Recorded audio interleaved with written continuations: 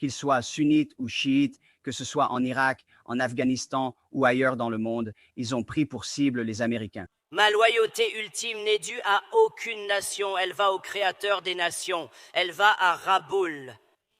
Nous ne disons pas que l'islam est là pour coexister avec de nombreuses religions différentes et que nous pouvons tous simplement nous tenir la main et être amis. Cette religion a été envoyée pour dominer, pour éliminer, pour éradiquer toutes les autres religions, pour que les gens abandonnent toute autre religion et acceptent l'islam. Et si cela nécessite de se battre pour y parvenir, alors cela nécessite de se battre pour y parvenir. Ils veulent nous faire la morale. Tu veux m'apprendre à être raffiné? Excusez-moi, c'est nous qui leur rappellerons la vérité. Nous sommes les leaders de la... Personnes fortement illusionnées.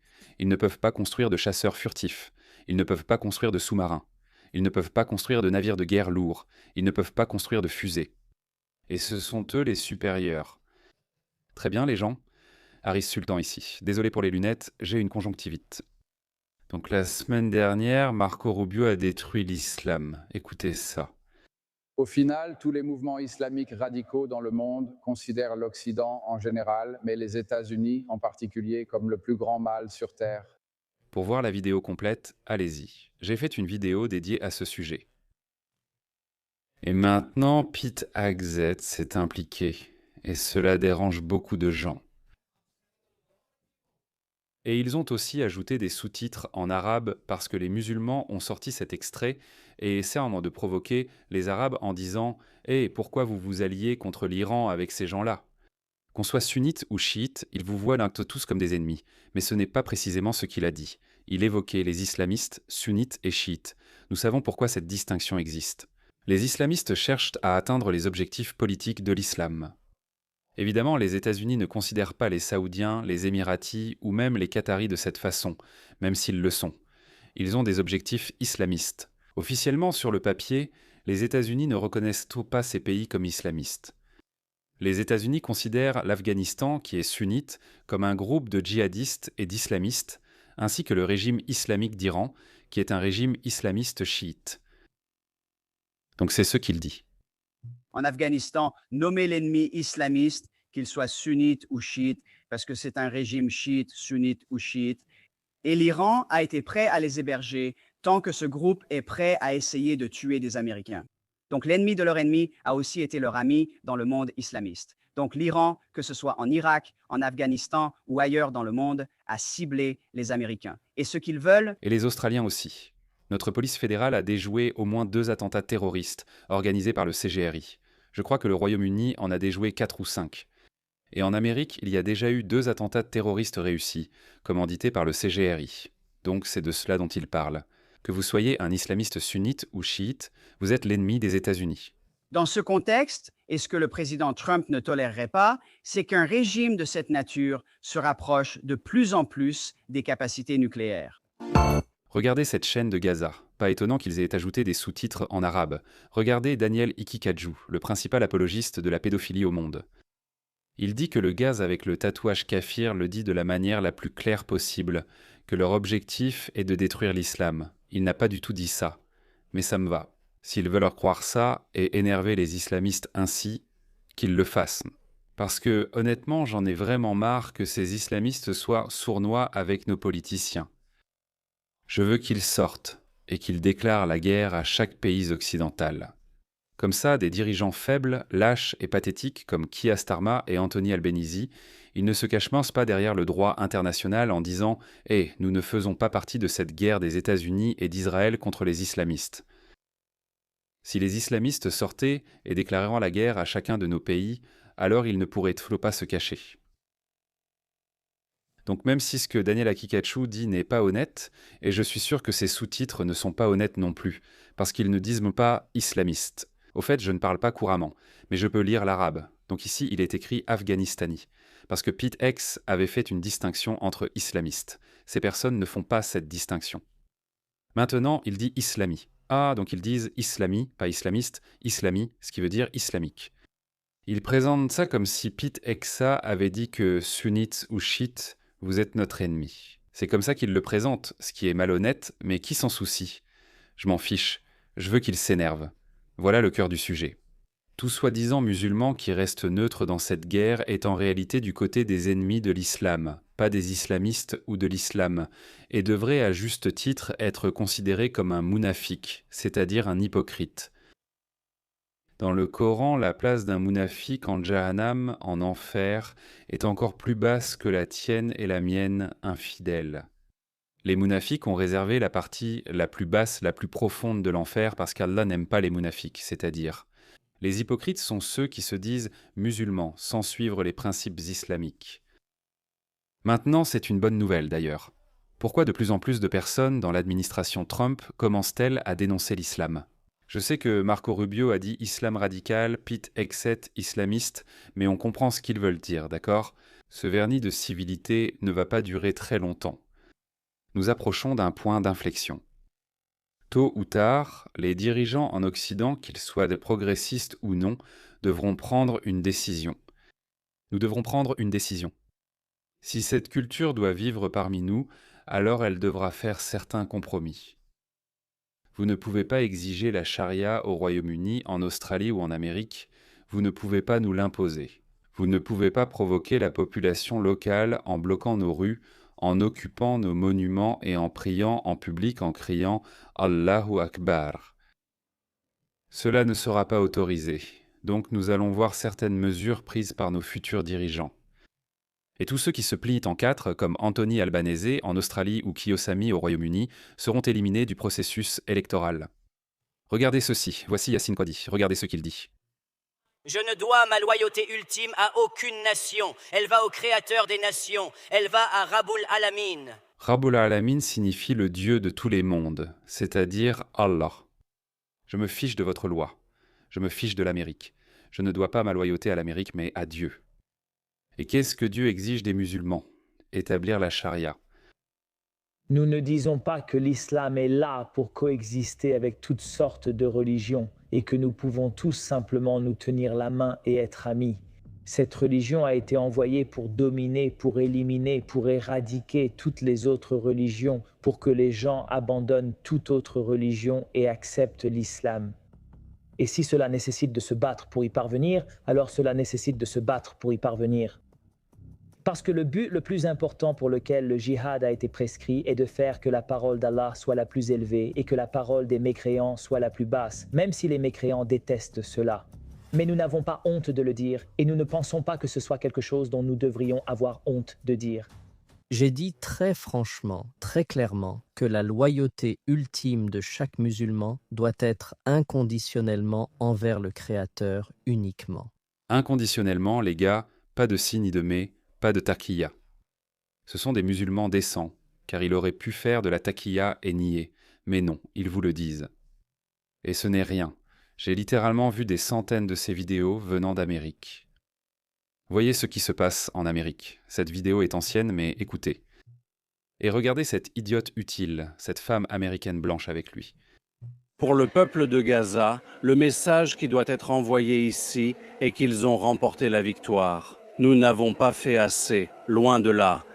Et les gens ici, je vous le promets, nous avons honte. Nous avons vraiment l'impression de ne pas en faire assez. Nous ressentons qu'il faut du changement, parce que le changement doit arriver. Et la forme que doit prendre ce changement, c'est que cet empire, l'empire américain qui fait du mal à notre peuple depuis le début, les puissances impérialistes occidentales qui font du mal à notre peuple depuis le début, doivent tomber. Et Inch'Allah, Inch'Allah, ils tomberont. L'Amérique doit tomber. Il vit en Amérique. Et regardez cet idiot utile. Regardez ces femmes blanches. Que veulent-elles dire par « l'empire américain doit tomber » Bon. Hollywood, la musique, la liberté, les libertés individuelles, le féminisme, la liberté d'exprimer sa sexualité. Toutes ces choses doivent tomber et leur culture doit survivre. Leur ordre mondial doit survivre dans lequel les personnes LGBTQ sont jetées du haut des toits. Les femmes sont forcées de porter des sacs poubelles. Les adultères sont lapidés à mort. C'est cela qui doit l'emporter. Et cette femme est d'accord. C'est tellement stupide. Et mon message au peuple de Gaza et aux peuples opprimés du monde entier, c'est qu'il y a ici des gens, jeunes et vieux, qui sont prêts à se battre et à risquer leur vie et tout ce qu'ils peuvent pour faire tomber ces empires, parce qu'ils doivent tomber.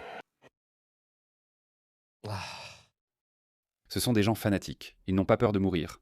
Ils n'accordent aucune valeur à la vie, les gars. Ce sont toutes des cellules dormantes, comme ils l'admettent eux-mêmes. De toute façon, regardez ça, ce moment en Virginie. Il s'appelle Imam Ismail Saline à la mosquée William Salam à Norfolk. Ceci date du 1er décembre 2024. Il reste en Amérique dans ces conditions et continue de soutenir cela. Je ne sais pas, comme je l'ai dit, je ne sais pas à quel point c'est le cas. C'est parce que, cependant, le christianisme. L'Amérique est ce qu'elle est à cause du christianisme. Il est simple pour les musulmans de l'expliquer religieusement car le Coran ignorait qu'une entité nommée l'Amérique existerait 1400 ans plus tard. Si ce livre avait été écrit par Dieu, le créateur de l'univers, il l'aurait su. Il aurait dû mentionner l'Amérique, mais il ne l'a pas fait parce qu'il ne le savait pas, parce que Mohammed a écrit ce livre. Et bien sûr, Mohammed ne savait pas qu'il y aurait un pays appelé l'Amérique. Il ne savait même pas s'il existait un pays appelé la Grande-Bretagne. La vision du monde islamique est tellement limitée. Bref, il a donc divisé cela en ces trois grandes religions. Le judaïsme, le christianisme et les mouchriquines, les païens. Il connaissait les hindous, des païens, et il y en avait beaucoup autour de Muhammad. Il y avait les païens de la Mecque. En fait, sa tribu, les Quraysh, était païenne. Elle n'était ni chrétienne ni juive. C'est pourquoi il est important pour ces personnes de l'analyser en termes religieux. Ainsi, il mobilise de plus efficacement les musulmans contre l'Amérique. C'est à cause du judaïsme. Le judaïsme aussi. Dans les nations occidentales, l'Amérique est le dernier bastion du christianisme. Oh waouh les gars, vous entendez ça? Parce que l'Europe, c'est fini. En Grande-Bretagne, les gens deviennent irréligieux en masse et finalement, ils deviennent musulmans. Non, ce n'est pas vrai, ils mentent toujours. Regardez, près de 4 personnes sur 10 n'ont aucune religion. Donc, en 2001, environ 72% de la population britannique était chrétienne. Maintenant, regardez cette courbe. Ça baisse. Maintenant, c'est à 48%. Mais cette courbe ne monte pas au même rythme. Regarde ça, cette courbe est exactement l'opposé de celle-ci. Donc les chrétiens deviennent irréligieux. Et cela depuis 2001 est passé de 1% à 6%. Officiellement, c'est 6%. Certaines personnes disent que c'est jusqu'à 7 ou 8%. Mais c'est principalement à cause de leur taux de natalité. Et devinez quoi? C'est exactement la même chose en Australie. Regardez ça, c'est exactement identique. Chaque hausse et chaque baisse est la même. Regardez ça, 2010-2020. Donc le christianisme et aucune religion, ils se rejoignent ici. Ils ne deviennent pas musulmans. Les gens qui quittent le christianisme deviennent athées. Et c'est pourquoi je dis que la plupart de ces personnes qui deviennent irréligieuses ont en fait tendance à devenir très woke. C'est pourquoi je suis en fait en faveur de la préservation du christianisme, parce que j'ai vu l'impact négatif direct des gens qui quittent le christianisme, deviennent athées et ensuite, par conséquent, deviennent woke. Ils ne deviennent pas musulmans. Oui, il y a quelques personnes blanches qui se convertissent à l'islam. Je suppose que le nombre se compte en milliers, peut-être 10 000 au maximum. Ce n'est pas si inquiétant. D'accord. Et beaucoup de ces convertis blancs quittent aussi l'islam. Donc, ils mentent. En Amérique, ils croient toujours au christianisme. Et dans le christianisme, dans la Bible, il est clairement dit que Dieu a promis la terre de Canaan à Abraham et à ses descendants. Les Juifs et les chrétiens croient que Dieu a inspiré ces paroles. Donc, tant qu'ils y croient, ils ne pourront jamais vraiment être du côté des Palestiniens. Donc, notre façon d'aider les Palestiniens est douteuse. Donc, nous pouvons guérir chez le peuple juif ce mal qu'est le complexe de supériorité. Nous pouvons guérir leurs maux et ensuite leur dire la véritable vérité, la vérité ultime, comme Allison. Donc, en gros, il dit que nous devons convertir les Juifs et les chrétiens d'Amérique à l'islam. Après être devenus musulmans et guéris de leur complexe de supériorité, comme je l'ai déjà montré, le Coran affirme que les non-musulmans sont comparés au bétail. Ce sont les pires des créatures. Ils sont comme des porcs, ils sont comme des chèvres, ils sont comme des moutons, ils sont pires que des porcs. À certains endroits, ils bréent comme des ânes. La raison pour laquelle les musulmans sont tellement illusionnés sur leur statut, c'est parce que cela vient du Coran. Le Coran leur dit qu'ils sont bons et que tous les autres non-musulmans sont impurs, les pires des créatures. C'est donc assez fort de sa part d'accuser le peuple juif de souffrir d'un complexe de supériorité. Je suis sûr qu'ils en ont un. Je suis sûr que chaque culture en a un, mais c'est fort venant de lui. Nouvelle vidéo, écoutez ce que dit cet homme qui se trouve dans le Michigan. Il condamne les non-musulmans américains et jure de les asservir sous la domination musulmane. Oh là là, regardez ce type. Et ils veulent nous donner des leçons de morale. C'est pour tous les wokistes, ces wokistes qui disent « Libérez la Palestine ». Voilà comment ils vous voient, idiots. Vous pensez qu'ils aiment votre mode de vie LGBTQ ? Vous pensez qu'ils aiment que vos femmes se teignent les cheveux en violet et mettent ces étranges anneaux dans le nez ? Vous pensez qu'ils aiment ça ? Vous croyez que la droite chrétienne déteste ? Tu ne sais même pas ce que le mot haïr veut dire. Ils veulent nous donner des leçons de morale. Tu veux m'apprendre à être raffiné ? Excuse-moi, tu es l'ignorant et je suis le savant. Écarte-toi, car le dernier espoir de l'Amérique se trouve dans l'islam. Nous sommes ceux qui leur rappelleront la vérité. Nous sommes les leaders du monde. Des gens extrêmement illusionnés. Ils ne peuvent pas construire un avion de chasse furtif. Ils ne peuvent pas construire de sous-marins. Ils ne peuvent pas construire de grands navires de la marine. Ils ne peuvent pas construire de fusées. Et ce sont eux les supérieurs. Les gars, laissez-moi vous dire quelque chose. J'ai toujours dit que c'est la plus grande civilisation que l'humanité ait jamais créée. Et la principale raison de cela, je crois qu'Obama l'a dit, vous n'allez peut-être pas aimer ça, mais Obama a dit que la force de l'Amérique ne vient pas de son armée, mais de ses valeurs, de sa démocratie, et c'est tellement vrai. C'est vraiment vrai. Les pays autoritaires ne pourront jamais libérer le véritable potentiel de leur peuple. Comment se fait-il que l'Union soviétique, malgré sa population nombreuse et son vaste empire, n'ait pas pu rivaliser avec les États-Unis ou avec le monde libre ? Ronald Reagan les a tout simplement écrasés. Il a dit que notre ennemi n'était qu'une grande station-service. C'est tout. C'est ça, leur industrie. Oui, ils envoyaient des hommes dans l'espace. Ils avaient un bon programme de fusées, mais ils ne pouvaient tout simplement pas rivaliser. Parce que l'innovation et l'ingéniosité ne prospèrent tout simplement pas sous l'autoritarisme comme elles le font dans les sociétés libres.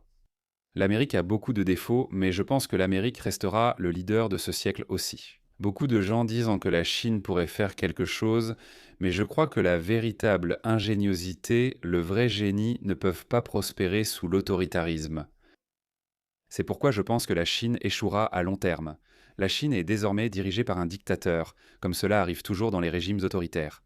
Même s'ils sont institutionnellement autoritaires, ce qu'ils étaient jusqu'à l'arrivée de Xi Jinping, comme Poutine, comme Xi Jinping, ces gars-là sont des dictateurs à vie. Quand vous avez des dictateurs à vie, leur attitude envers le pouvoir change aussi avec l'âge.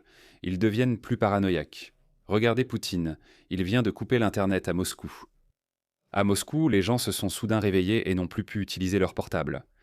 Je ne peux pas utiliser Snapchat, je ne peux pas utiliser Facebook, je ne peux pas faire de banque en ligne, je ne peux pas envoyer de messages à mes amis ou à ma famille, ni leur écrire sur WhatsApp.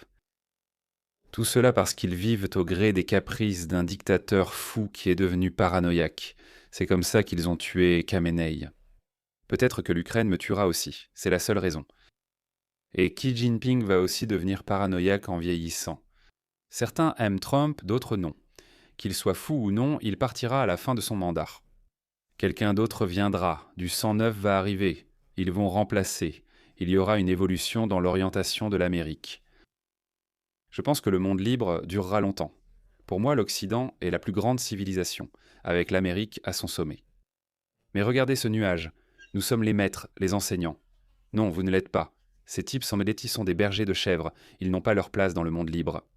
Nous sommes les dirigeants, nous sommes les enseignants. Ne vous inquiétez pas pour les Philémoniens et le poulet fade de l'homme blanc qui a colonisé nos terres. Nous apporterons la charia à votre poulet. Nous apporterons des épices dans vos cuisines. Masha'Allah, pour que vous soyez accueillis dans le merveilleux monde de la cuisine non colonisée. L'islam non colonisé a colonisé tous les continents possibles. Seuls l'Indonésie et la Malaisie ont été convertis par la ruse, mais les autres pays ont été colonisés par des armées musulmanes. Encore une fois, ces gens sont très hypocrites. Ils disent ces choses-là, et le pire c'est que nos gauchistes, ces woks stupides, tombent dans le panneau. Le genre de femme que je vous ai montré plus tôt, portant un kéfier à côté de cet homme hostile. Stupide, c'est de la stupidité pure et simple. Oh Allah, sauve les opprimés partout dans le monde. Oui, c'est-à-dire libère-les de l'islam. Allahumma maudis les hypocrites. Tu vois, tu n'as pas qualifié le peuple afghan. Opprimés? Pourquoi? Ils vivent sous la charia. Est-ce que notre gauche serait d'accord pour dire que le peuple d'Afghanistan est un modèle de prospérité? Non, ils ne seront pas d'accord. Regardez à qui ces gens aspirent à ressembler. Ils veulent transformer le monde entier en Afghanistan. Tolstoï. Ou qu'Allah les anéantisse car ils ne sont pas à ta hauteur. Oui, Allah dort depuis au moins 300 ans. Les musulmans n'ont pas gagné depuis 300 ans. Ô Allah, nous faisons de toi notre bouclier contre eux, et nous cherchons refuge auprès de toi contre les gens égarés. Ils ne vont pas gagner, les gars. Laissez-moi le répéter. Je ne répands pas le désespoir. Je vous alerte simplement, du fond du cœur, avec une conviction totale. Je crois qu'ils ne pourraient même pas prendre le Royaume-Uni, encore moins les États-Unis. C'est pourquoi je suis heureux de dire que des gens comme Marco Rubio le reconnaissent. Il y a des gens bien plus intelligents que nous. Ils ont beaucoup de ressources à leur disposition. Ils savent ce qui se passe. Trump tire la sonnette d'alarme à ce sujet depuis près de 10 ans. Il y a 10 ans, lors de son interview à CNN, il a dit « Je ne sais pas, nous avons un problème musulman. » Il a dit ça. Donc ils savent ce qui se passe. Oui, il y a le politiquement correct. On a ces woks qui leur trouvent des excuses et qui ne sont pas encore prêts à affronter la réalité. Mais j'ai aussi dit que les musulmans ont joué leurs cartes beaucoup trop tôt. D'accord. Regardez ça, ils publient ces déclarations depuis si longtemps, et il y a un énorme retour de bâton au Royaume-Uni. Le Royaume-Uni est en ébullition, les gars. Et je pense que tous les pays occidentaux vont regarder le Royaume-Uni, voir comment ils gèrent ce problème, parce qu'ils le reconnaissent. D'accord. Regardez ça. Voilà ce qu'il disait. En augmentant nos taux de natalité, les musulmans sont assurés de représenter 10% de la Grande-Bretagne et 20% de la France en 2050. Malgré tout changement de politique en matière d'immigration, c'est-à-dire que même si ces pays n'accueillent que plus aucun musulman, rien qu'avec les taux de natalité, nous pouvons représenter 10 et 20% d'ici 2050, nous ne sommes pas le lobby sioniste. Notre force ne réside pas dans notre capacité à influencer les politiciens, mais dans le nombre. Ils l'ont dit ouvertement. Regardez ceci. Ce tweet a bien marché. Ils ont dit ces choses. Maintenant, les habitants se soulèvent, mais ils disent « Non, vous savez quoi ? Nous ne voulons pas de vous. Vous nous dites clairement que vous allez transformer le Royaume-Uni en un royaume islamique. Nous ne voulons pas de ça, donc ils ne vont pas réussir, d'accord ? Mais ils vont être une source de problèmes en attendant. Certains d'entre nous vont mourir. Je le crois aussi individuellement. Certains d'entre nous vont mourir, mais dans l'ensemble, ils ne vont pas réussir. Je sais que les gens disent que cela s'est déjà produit dans l'histoire. Par exemple, l'Empire romain, il est tombé face aux barbares, du moins l'Empire romain d'Occident. Ensuite, on pourrait dire que l'Empire romain d'Orient, l'Empire byzantin, est tombé aux mains des musulmans. Les musulmans étaient une civilisation à cette époque. Du moins, ils n'étaient pas des barbares au sens classique du terme. Je ne crois pas que l'Amérique deviendra l'Empire romain du XXIe siècle, du moins pas au cours de ce siècle. Je ne pense pas que les barbares pourront prendre, et par barbares, j'entends des personnes moins civilisées, des personnes qui ont probablement, je ne sais pas, environ 14 siècles de retard. Parce que ces personnes, elles ne veulent même pas imiter l'Empire ottoman. Elles veulent imiter le califat du 7e siècle. C'est pourquoi ils ne peuvent pas détruire l'Occident. Ça n'a aucun sens, mais ils vont causer des ennuis. Ne t'inquiète pas pour ça.